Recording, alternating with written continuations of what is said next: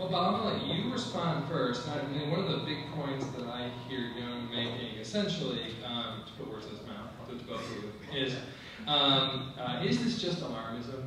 How is this really different from when I was in high school and it was the Soviet Union, and when I was in college it was Japan, Japan, Japan, Japan?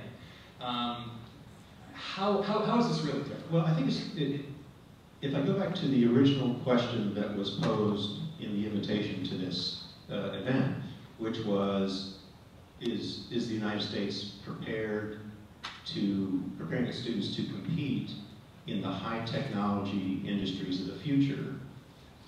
That wasn't the question we faced with the Soviets. It was how do we defend ourselves? And with Japan, 2/3 our size, I don't know if you've been to Detroit recently, but I have walked down streets where every home is for sale or foreclosed. I would say they've done, and 400,000 people lost their jobs. Now they're probably still happy people, but they don't have work. And while work is not what you live for, if you don't work, it's the happiness fades after a while when you can't meet your mortgage payments.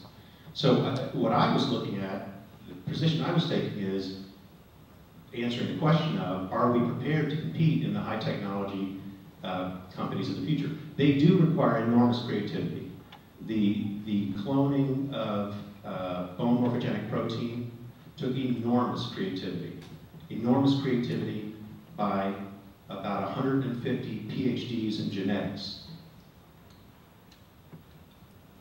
If they didn't have the PhDs in genetics, I know from my own view, I don't have a PhD in genetics, I had to hire the 10 top geneticists to help me evaluate whether I should spend $75 million to acquire that technology.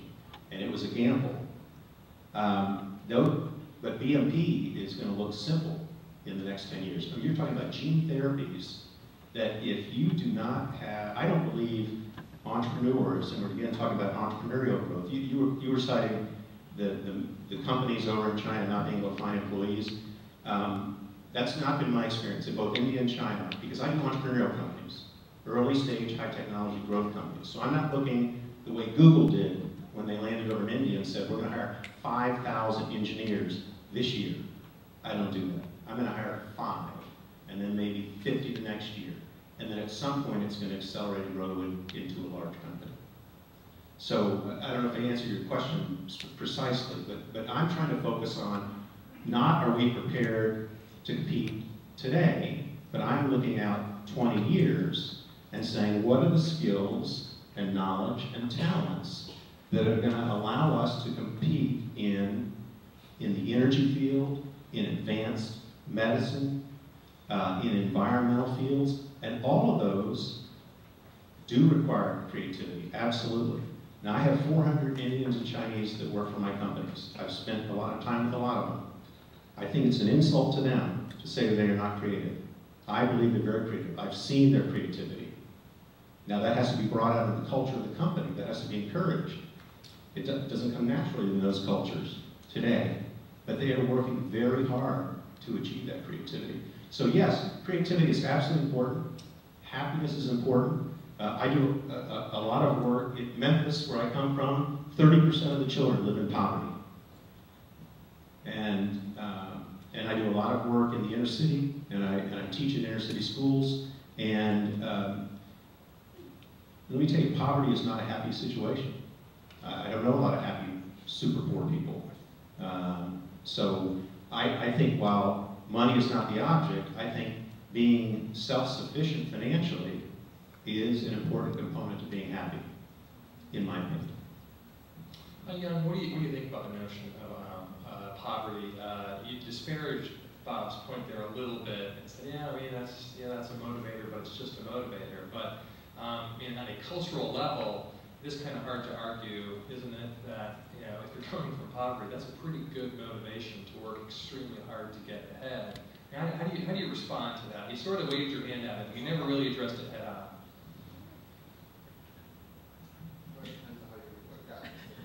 That's poor. Well, I think how do you define define poverty, I think it's very easy to take things to extreme. You could define the John McCain way, like $5 million, that as poverty versus $50,000. I mean, you could define poverty like, $100 a day, 50 cents a day. I think there's a big difference, if you're making $50,000 versus making $5 million. If you go $50,000 poor, and I'll take that. I'll be okay. I think the big issue is not taking things to extreme. What I hear actually inconsistency is that first of all, is education preparing the 100 PhDs you would like to hire? Do we, to prepare the elites, or do we prepare all the general people who can hold on to a job? Or are we arguing for economy? Because what I hear is this is very kind of several arguments you're poking at different fronts. Are we preparing for workforce to support the national economy here? Or are we going to prepare people to support your industry? Or are we going to prepare people to make a living? Or are they all connected? Because I think we have to take different answers to that. If you are worried about the country, like a US national system, I said before, open the immigration policy. We are already award over 100,000 some H-1B visas. That's what we do. Open more, you get the talents from other countries. Do you know how hard it is to open H-1B visas? That's not an education problem. That's I know. It's a political problem, and the answer is both McCain and Obama, both of whom I spoke to, are going to education. It has nothing to do with the education issues. Our education system is successful. When 60% of PhDs go to foreigners, if we don't let them stay, where do they go? Well, where do they go? That's why we take the policy here. That's nothing to do with education. What I'm talking about is that's a national policy level, which you can open up. Whether that's exactly the problem. I think America faces a bigger problem by closing stores to other talents. America has always thrived on immigration, on bringing people from other places. Now that as a policy, you exclude this, then you pin down the problem back to public education. I don't think you're solving the problem. So your point is, our education system will work if we just let in a lot of smart foreigners. Aren't we all foreigners one time? The whole system, except in the Native Americans? We couldn't have had an industrial revolution without immigration. Well, then, problem solved. End of discussion. I mean, let's go have a beer. Yeah. Maybe spend more time trying to get the projection. This is really Fareed Zakaria's point, isn't it? That the American high school has been, I forget what word he uses, horrible or pathetic, obsolete, for about 2 generations at least. And it's only liberal immigration policy that has allowed the U.S. economy to survive. Now, if that's true, Jan, there must be something we can do to improve our high schools, right? There's misunderstanding. It's got to be a problem. First, I didn't mean that. I didn't mean to say immigration. Actually, I did a study of this. For immigrants, the whole point was that was counterpoint to Bob's argument about our high schools not preparing. Actually, our high schools are preparing.